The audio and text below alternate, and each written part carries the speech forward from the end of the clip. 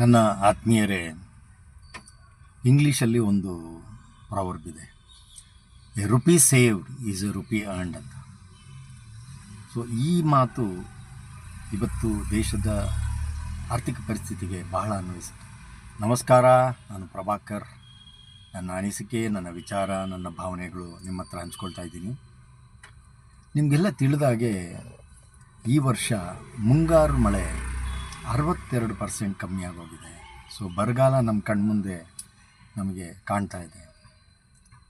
ಬೇಸಿಗೆ ಮುಗ್ದಿದ್ರೂ ಕೂಡ ನೀರಿಗೆ ಪರಿಸ್ಥಿತಿ, ನಮ್ಮ ರೈತರು ನೀರಿಲ್ಲದೆ ಭಾಳ ತೊಂದರೆ ಪಡ್ತಾ ಇದ್ದಾರೆ. ಮಳೆ ಬಲ್ಲದೆ ಇದ್ದರೆ ಅವ್ರಿಗೆ ಬಿತ್ತನೆಗಾಗಲಿ ಬೆಳೆಗಾಗಲಿ ಭಾಳ ಹಾನಿ ಆಗುತ್ತೆ. ಇದ್ರ ಬಗ್ಗೆ ಒಂದು ಸಣ್ಣ ವಿಚಾರ ಸ್ವಲ್ಪ ತಿಳ್ಕೊಂಡ್ರೆ ಎಲ್ರಿಗೂ ಒಳ್ಳೆಯದಾಗತ್ತೆ. ಸೊ ಹಾಗಾಗಿ ಈ ವಿಡಿಯೋನ ಪೂರ್ತಿ ನೋಡಿ, ಅರ್ಥ ಮಾಡ್ಕೊಳ್ಳಿ, ಇದರ ಸಾರಾಂಶ ತಿಳ್ಕೊಳ್ಳಿ ಮತ್ತು ನಿಮ್ಮ ಸರ್ಕಲಲ್ಲಿ ಎಲ್ಲ ಸಾಮಾನ್ಯ ಜನರಿಗೆ ಈ ವಿಷಯನ ತಿಳಿಸಿ ಅಂತ ಹೇಳ್ತಾ, ಕೆಲವು ದಿನಗಳ ಹಿಂದೆ ನಾನೊಂದು ನೇಷನ್ ಫಸ್ಟ್ ಅಂತೇಳಿ ಒಂದು ವಿಡಿಯೋ ಮಾಡಿದ್ದೆ.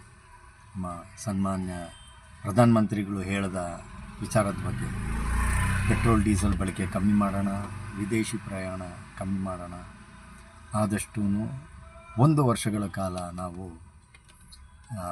ಚಿನ್ನ ಖರೀದಿನ, ಅದರ ಆಸೆನಾಗಲಿ ಅದನ್ನು ಖರೀದಿನ ಹಿತದಲ್ಲಿ ಇಟ್ಕೊಳ್ಳೋಣ ಅಂತ ಹೇಳಿದಾಗ ಅದು ಸಾಕಷ್ಟು ಟೀಕೆಗಳು ಬಂತು. ಆದರೆ ಅದ್ರ ಬಗ್ಗೆ ನಾನು ತಲೆ ಕೆಡಿಸ್ಕೊಳ್ತಾ ಇಲ್ಲ. ಅದರದ್ದು ದೇಶದಲ್ಲಿ ಇವ್ರಿಗಿರೋದೇ ಇದಕ್ಕೆ. ಆದರೆ ಇದರ ಸಾರಾಂಶ ಏನಂದರೆ, ಅವತ್ತಿನ ಪರಿಸ್ಥಿತಿ ನನಗೂ ಯೋಚನೆ ಮಾಡಿದಾಗ ಏನಂತ ಅನ್ನಿಸಲಿಲ್ಲ.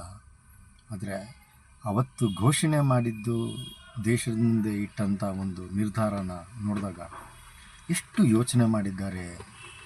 ನಮ್ಮ ಮೆಟ್ರಾಲಜಿ ಡಿಪಾರ್ಟ್ಮೆಂಟ್ ಇರ್ಬೋದು, ನಮ್ಮ ಸೈಂಟಿಸ್ಟ್ಗಳಿರ್ಬೋದು, ಇವರೆಲ್ಲರೂ ಇದ್ರ ಬಗ್ಗೆ ಎಷ್ಟು ಶ್ರಮ ಪಟ್ಕೊಂಡು ಈ ನಿರ್ಧಾರನ ಹೇಳಿದ್ದಾರೆ ಅಂತ ಇವತ್ತು ಅದು ಅರ್ಥ ಆಗ್ತಾಯಿದೆ. ಯಾಕೆಂದರೆ ಎಲ್ ನೀನೋ ಅಂತ ಒಂದು ಪ್ರಕ್ರಿಯೆ, ಪ್ರಕೃತಿನಲ್ಲಿ ಆಗುವಂಥ ಪ್ರಕ್ರಿಯೆ ಪೆಸಿಫಿಕ್ ಓಷನ್ನಲ್ಲಿ, ಆ ಪೆಸಿಫಿಕ್ ಓಷನ್ನಲ್ಲಿ ಆಗುವಂಥ, ಸಮುದ್ರದಲ್ಲಿ ಆಗುವಂಥ ಒಂದು ಬದಲಾವಣೆಗಳಿಂದ ಮಳೆ ಮೇಲೆ ತುಂಬ ಪರಿಣಾಮ ಬೀಳುತ್ತೆ. ಎಲ್ಲ ದೇಶಗಳಲ್ಲೂ ಮಳೆಗೆ ಕಾರಣ ಪೆಸಿಫಿಕ್ ಓಷನಲ್ಲಿ ಆಗುವಂಥ ಒಂದು ಹವಾಮಾನ ವ್ಯತ್ಯಾಸಗಳು. ಅದು ಎಲ್ ನೀನೋ ಎಫೆಕ್ಟ್ ಅಂತ ಅಂತಾರೆ. ಅದು 1% ವೇರಿಯೇಷನ್ ಆದ್ರೂ ಹವಾಮಾನದಿಂದ, ಅಲ್ಲಿ ಟೆಂಪ್ರೇಚರ್ 1% ವೇರಿಯೇಷನ್ ಆದರೂ ಎಲ್ ನೀನೋ ಎಫೆಕ್ಟ್ ಶುರು ಆಗುತ್ತೆ. ಅಂಥದ್ದು ಈಗ 2% ವೇರಿಯೇಷನ್ ಆಗಿದೆ. ಇದು 2026ಕ್ಕೆ ಬರುತ್ತೆ ಅಂತಲೇ ಆವಾಗಲೇ ಎಕ್ಸ್ಪೆಕ್ಟೇಷನ್ ಇಟ್ಕೊಂಡು ಇದನ್ನೆಲ್ಲ ಏನು ಆ ಪರ್ಟಿಕ್ಯುಲರ್ ಡಿಪಾರ್ಟ್ಮೆಂಟ್ ಅವರು ಎಚ್ಚರಿಕೆ ಕೊಡ್ತಿರ್ತಾರೆ, ಅದನ್ನು ಇಟ್ಕೊಂಡು ಈ ನಿರ್ಧಾರ ಕೇಂದ್ರ ಸರ್ಕಾರ ತಗೊಂಡಿದೆ ಅಂತ ಇವತ್ತು ನನಗೆ ಅದರ ಮಾಹಿತಿ ಅರ್ಥ ಆಗ್ತಾಯಿದೆ, ಅದರಿಂದ ಹಿನ್ನೆಲೆ ಅರ್ಥ ಆಗ್ತಾಯಿದೆ. ಅದಕ್ಕೆ ನಿಮ್ಮ ಹತ್ರ ಎಲ್ಲ ಹಂಚ್ಕೊಳ್ತಾ ಇದ್ದೀನಿ.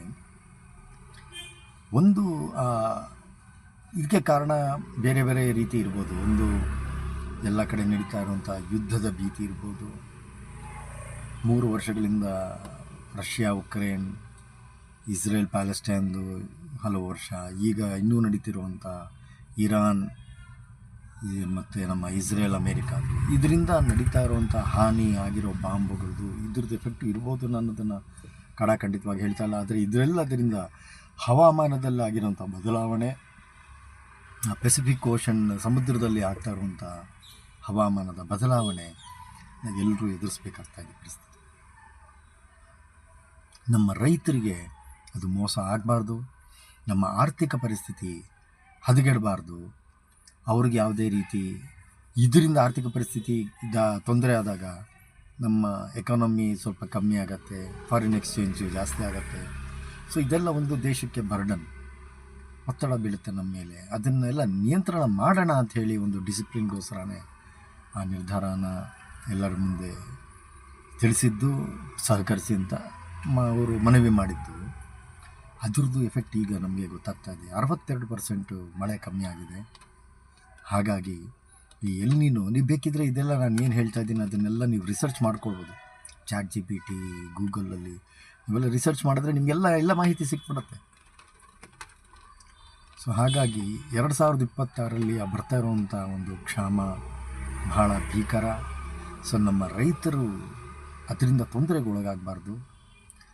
ಅಂತ ಒಂದು ನಿರ್ಧಾರಕ್ಕೋಸ್ಕರ ಇದು ಮಾಡ್ತಾ ಇರೋದು. ಹಾಗಾಗಿ ನಾವೆಲ್ಲರೂ ಇದಕ್ಕೆ ಸಹಕರಿಸೋಣ ಅಂತ ಹೇಳ್ತಾ, ಮುಂದೆ ನೀವು ಎಲ್ರಿಗೂ, ಸಾಮಾನ್ಯ ಜನರಿಗೆ ಇದನ್ನು ತಿಳಿಸಿಕೊಡಿ.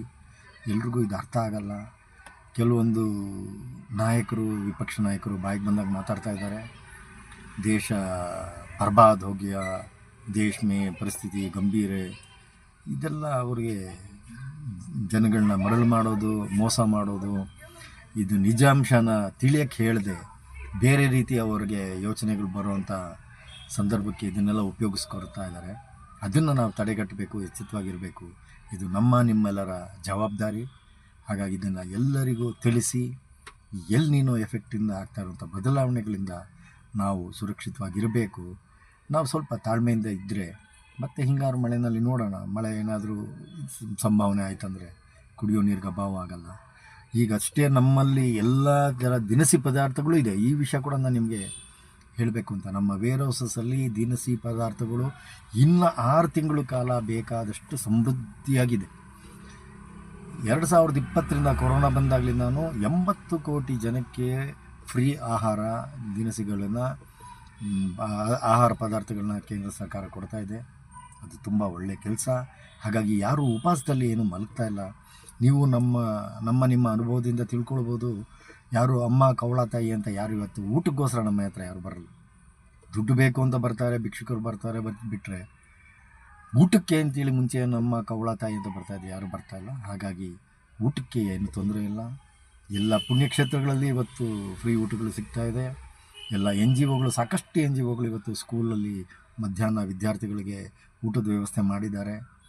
ಆಮೇಲೆ ಹಾಗಾಗಿ ಮಿಕ್ಕಿದ್ದ ಒಂದು ಸಂದರ್ಭಗಳಲ್ಲೂ ಎಲ್ಲ ಕಡೆಯೂ ನಿಮಗೆ ಊಟದ ವ್ಯವಸ್ಥೆ ಇದೆ. ಇದನ್ನು ನಾವು ನೋಡ್ಕೊಳ್ತಾ, ಹಾಗಾಗಿ ಊಟಕ್ಕೆ ತೊಂದರೆ ಇಲ್ಲ. ಕೆಲವೊಂದು ತಿಂಗಳು ನಾವು ಇದನ್ನು ತಾಳ್ಮೆಯಿಂದ ಇದ್ದು, ಏನೇನೋ ಪರಿಸ್ಥಿತಿಗಳು ನಮಗೆ ಬಂದಿದೆ, ಎಮರ್ಜೆನ್ಸಿ ಅಂತ ಕೆಟ್ಟ ಪರಿಸ್ಥಿತಿಯನ್ನು ದಾಟ್ಕೊಂಡು ಬಂದಿದ್ದೀವಿ. ಇದೇನು ಸಾಧಾರಣ ಅಲ್ಲ.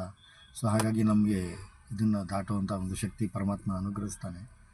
ಹಾಗಾಗಿ ಎಲ್ಲರೂ ಇದಕ್ಕೆ ಸ್ಪಂದಿಸೋಣ ಅಂತ ಹೇಳ್ತಾ, ಆದಷ್ಟು ಈ ವಿಡಿಯೋನ ಶೇರ್ ಮಾಡಿ ಅಂತ ನಾನು ಕೇಳ್ಕೊಳ್ಳಲ್ಲ. ನಿಮ್ಗೆ ಅರ್ಥ ಆಗಿರೋ ಮಾಹಿತಿನ ಸಾಮಾನ್ಯ ಜನರಿಗೆ, ನಿಮ್ಮ ಸರ್ಕಲ್ಲಿರೋ ಜನಗಳಿಗೆ ತಿಳಿಸಿ ಹೇಳಿ. ಎಲ್ನಿನೋ ಎಫೆಕ್ಟಿಂದ ಆಗ್ತಾ ಇರೋದು ಬದಲಾವಣೆಗಳು ಹೇಳಿ, ಅದ್ರ ಮೇಲೆ ಆಗುವಂಥ ನಮ್ಮ ಆರ್ಥಿಕ ಪರಿಸ್ಥಿತಿ ಒತ್ತಡನ ಹೇಳಿ, ಎಲ್ಲರೂ ಇದನ್ನು ತಿಳ್ಕೊಳ್ಳಿ. ಆಮೇಲೆ ಬೇರೆ ಬೇರೆ ರೀತಿ ಅಪಪ್ರಚಾರ ಮಾಡ್ತಾ ಇರೋದಕ್ಕೆ ಮರಳಾಗಿ ಸತ್ಯಾಂಶ ತಿಳ್ಕೊಂಡು ನಾವೆಲ್ಲ ಜವಾಬ್ದಾರಿಯಿಂದ ಇರೋಣ ಅಂತ ಹೇಳ್ತಾ, ಮತ್ತೊಮ್ಮೆ ವರುಣದೇವರು ಭಗವಂತನಲ್ಲಿ ನಮಗೆ ಆದಷ್ಟು ಬೇಗ ಇದರಿಂದ ಮುಕ್ತಿ ಕೊಡಿಸಿ, ನಮಗೆ ಮಳೆಯನ್ನು ಅನುಗ್ರಹಿಸಿ, ಎಲ್ಲ ರೀತಿ ಒಳ್ಳೇದು ಮಾಡಪ್ಪ, ಕ್ಷಾಮನ ದೂರ ಮಾಡಿ ನಮಗೆಲ್ಲ ಅನುಗ್ರಹ ಮಾಡಪ್ಪ, ಸಮೃದ್ಧಿಯಾಗಿ ಮಳೆ ಬೆಳೆ ಆಗಲಿ ಅಂತ ಹೇಳಿ, ರೈತರೆಲ್ಲೂ ಸುಖವಾಗಿರಲಿ, ಸಂತೋಷವಾಗಿರಲಿ, ಸಮೃದ್ಧಿಯಾಗಿರಲಿ ಅಂತ ಬಯಸ್ತಾ, ಜಯ ಶ್ರೀರಾಮ್.